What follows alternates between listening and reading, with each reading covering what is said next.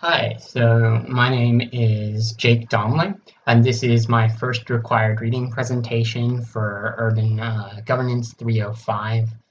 Um, and I hope that you find this educational about my article and at least somewhat interesting. So my article was titled Ducey Signs Bill to Withhold Revenue from Cities That Violate Constitution. Essentially, in 2016, the state legislature passed and Doug Ducey signed a bill that allowed any legislator um, or legislature as a whole to request that the Attorney General investigate whether or not a city or state law violates or runs in direct conflict with a state law. And then if the AG unit alone decides that it does, then the state government cannot give the city the portion of the state budget that that city was allocated. There were two sides to this issue that were very adversarial. Virtually all cities and towns represented through the Arizona League of Cities and Towns were very opposed to it. They made the argument that it circumvented judicial power, which already dealt with this issue, and just gave way too much power to the state legislature, while the state said that the cities and towns creating a patchwork of policies and regulations hurt the overall Arizona economy, and that creating uniformity would help our economy grow. So question number one is to just provide a brief overview of the main theme of government found in this article. And I would say that the main point of governance here is that there are multiple levels of government that apply in urban areas. And that oftentimes these levels are in conflict with each other, and oftentimes their relationship can become adversarial. And I think that this is, aptly demonstrated in a couple of examples, which is in question number 2. And I think that it's important to note that this relationship is not just in the state of Arizona, or even at the level between states and cities necessarily. The federal government in the 13th, 15th, and 17th and 21st Amendments restricts states' rights to hold slaves, and who can vote and how voting is executed within states. The Arizona Constitution has specific provisions regarding how municipal corporations must be laid out. They actually have 16, in Article 13, they have 16 provisions that clearly issue guidelines for how cities have to conduct their governance issues. But really, this gets to a fundamental question which we haven't really resolved at any level of government, which is what level of control should higher levels of government have over lower levels of government? And in this case, the federal government has very little control of the states outside of isolated constitutional amendments and maybe a few laws that we've passed, mostly in the last 60 years.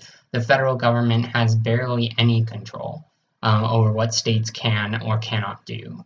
And then states vary in the level of control that they elicit over counties and municipalities within states. Some states have very high levels of controls, and some states have very low levels of control. I think that it's important to note, though, that one thing to take away from this is that diversity in policy levels can be good. And that's one of the reasons, one of the counter arguments to the idea that we should have a very, that higher levels should have very high amounts of power.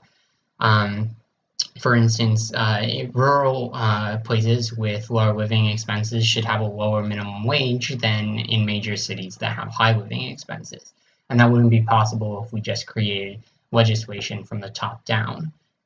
Pollution requirements are another good example of this, and I'm sure that you all can think of many other examples from your personal life or from national policy that you've heard of that fit into this idea. This is also not just an issue held here in Arizona, as I mentioned last time, and it's not just, even in relatively modern politics, we see issues of this.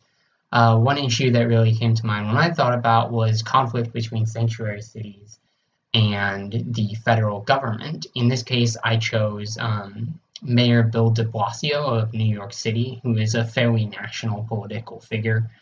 Most people, I would say, may know who he is, or at least have an idea of who he is. But he's found conflict with President Trump and the larger federal government over how much control the federal government should have within his city over immigration enforcement. He's said that his law enforcement agencies and city offices will no longer be cooperating with the federal government to enforce federal policies. And the city does not, question immigration status. The city will not release people into federal custody from their own personal custody if they're found in immigration violations and things like that. I think that it's important to note that he is not violating federal law, merely just has a set of policy goals that are running contrary to it. And I think that it's important to follow this because Mayor de Blasio is the mayor of the largest urban area in the United States.